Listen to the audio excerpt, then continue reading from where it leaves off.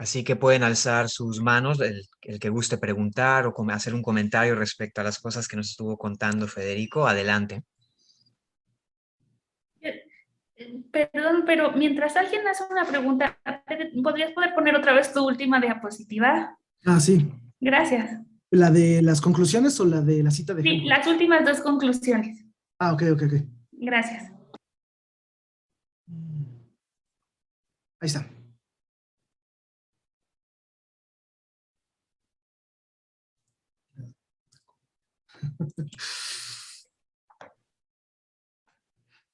Bien, todavía no veo Ah, manos levantadas. ya, no, la pantalla sí se ve, ¿no? Sí, Sí se ve la pantalla. Muchas gracias, Fede. sí, sí se ve. Sí. Estoy procesando la información.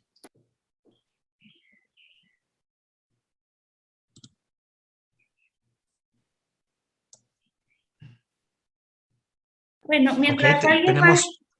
perdón, perdón, tenemos no, una sí, ya pregunta de... levantó Nayani la mano. Ok, sí. Nayeli, adelante, por favor. Gracias. Bueno, gracias, Fede. Me pareció súper interesante la conferencia. A mí me gustaría saber si tienes alguna idea o has rastreado dos cosas, como una, si Helmholtz habla como de una forma más o menos explícita sobre, por ejemplo, el papel de algunos principios de realidad o de compromisos metafísicos. Y por un lado, ¿no? Me llama la atención, o sea, me parece muy, ¿no? Como, me llama la atención como todo este proceso de naturalización y de perspectiva hacia la práctica, y como al mismo tiempo Helmholtz en la elaboración de la conservación de la energía, pues parece obedecer también a ciertos compromisos metafísicos, ¿no? O por lo menos así se lee canónicamente la historia de cómo llega. Entonces no sé si tiene algo explícito sobre qué papel tienen este tipo de principios o si les da alguna explicación o también son, bueno, ¿no? Como cuál sería Sí, su condición. Ajá. Y la otra es si también si sabes, además de Kant, ¿qué otras influencias? Me parece muy interesante porque me parece como muy adelantado a muchas cosas que se van a decir, ¿no? En epistemología. Entonces, si has visto, además de Kant, ¿qué otras influencias filosóficas tiene? Sí, Gracias. gracias, Naye. Sí, sobre la primera pregunta, lo que yo puedo como notar es que todos estos principios metafísicos, bueno, Helmholtz los asumiría en gran medida. Por ejemplo, esto es lo que hace con el principio de causalidad. Lo asume como un principio dado a priori muy a la Kant, como una categoría del entendimiento, ¿no? Y ahí separaría, o sea, la intuición sí sería como este proceso un poquito más de interacción, que no está dado, por lo tanto su forma no está dada a priori, sino que se da más bien a través de este ejercicio, pero el entendimiento sí tendrá este tipo de categorías, al menos en el caso del principio de causalidad, él lo maneja así, y yo creería que así podría extrapolarse un poco lo demás, porque sí parece ser por otro lado muy enfático a su rechazo como a la metafísica especulativa y de simplemente, pues por alguna especie de intuición especial, dar por justificados ciertos principios, ¿no? O por alguna autoevidencia. También las ideas de Helmholtz se van modificando, en particular como su postura ante el realismo se va a ir modificando con el tiempo. En principio, de hecho, él todavía muy al inicio todavía coquetea con que a lo mejor no sé si el espacio en realidad surge de esta interacción o está dado a priori. Cada vez va agarrando más confianza en pensar que en la gran mayoría de las cosas, de las cualidades, de las propiedades de los objetos con los que nosotros tenemos experiencia, pues proviene más bien de esta interacción, pero se va modificando. Entonces también no me sorprendería que en algunas partes de su pensamiento él fuera como más amigable, ¿no? Con el uso de estos principios metafísicos. Pero sí es complicado un poquito cómo va evolucionando. Muy bien, Y gracias. sobre las influencias. Pues sí hay como esta lista de varios autores.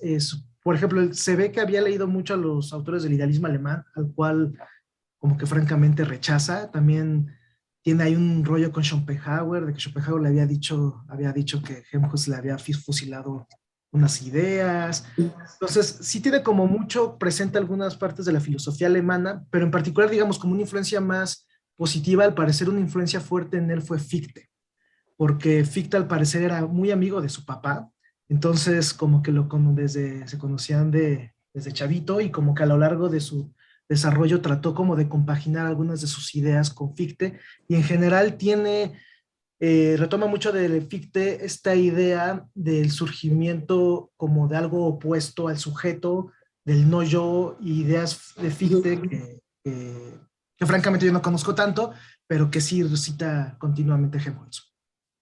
Muy bien, qué interesante. Muchas gracias. Sí. Gracias, Federico. Tenemos unos 5 minutos más para preguntas y tenemos una pregunta o una participación de Fernanda y una pregunta del chat de Facebook. Fernanda, ¿quieres comentarnos? Sí, gracias.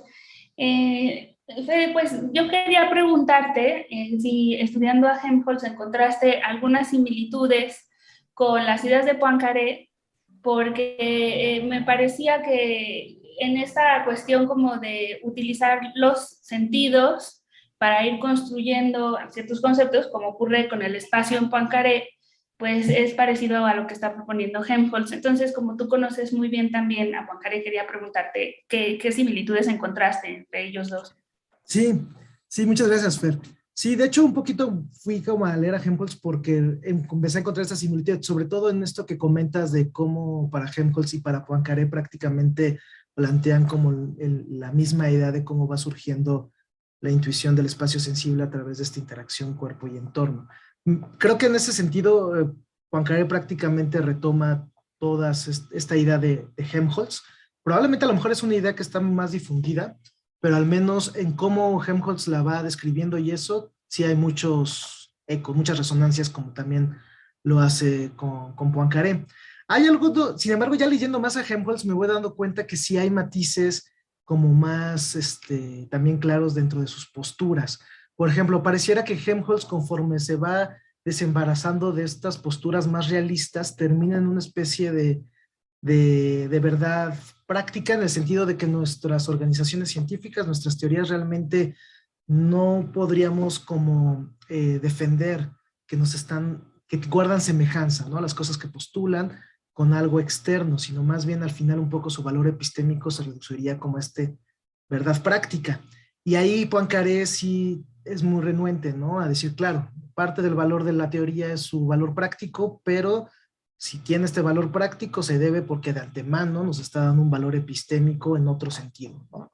Que no es meramente práctico. Entonces, sí hay varios detalles que como que los van separando.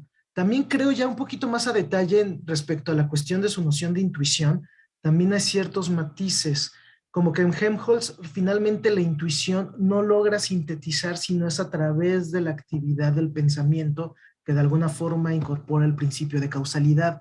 Y en Poincaré sí pareciera que la intuición sí tiene una capacidad más sintética, que nos permitiría dar como, por su mera actividad, ya unidad a varias cosas, ¿no?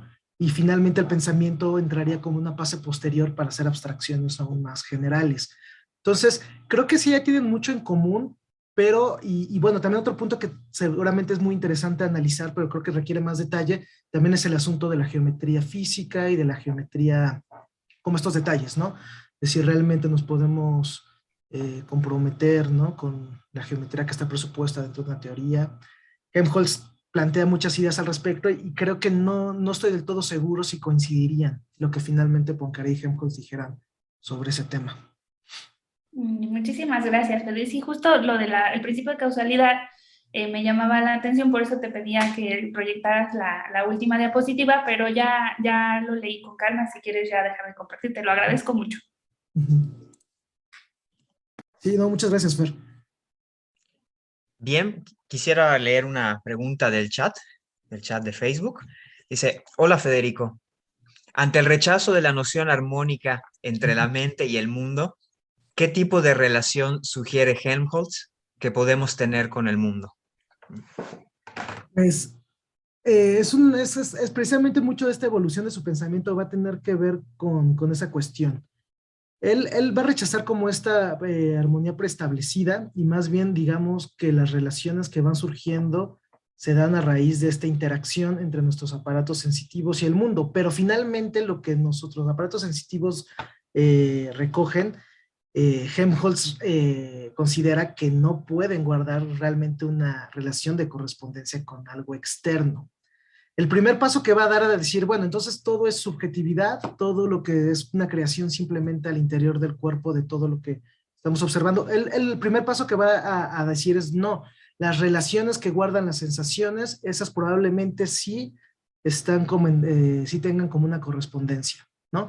Y en este sentido hay como una fase en la que Helmholtz estaría como planteando una especie de realismo estructural, ¿no? Donde no se compromete con las sensaciones o el contenido de las sensaciones como tal, sino más bien las relaciones que éstas plantean, ¿no? Pero finalmente, pues su postura parece, al menos en sus últimos escritos, pues ya como derivar más a este pragmatismo un poquito más explícito.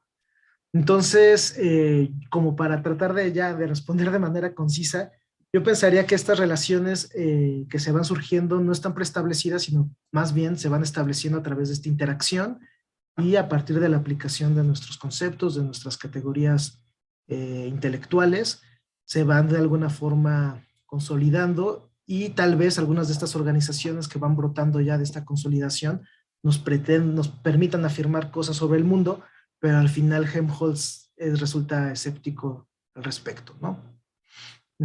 Pero sí, o sea, realmente no, es una muy buena pregunta, o sea, no creo que habría que rascarle más para poderla contestar mejor. Bien, pues muchísimas gracias, Federico, por la ponencia y tus intervenciones en estas preguntas, responderlas, y muchas gracias a todos los participantes por sus preguntas y observaciones.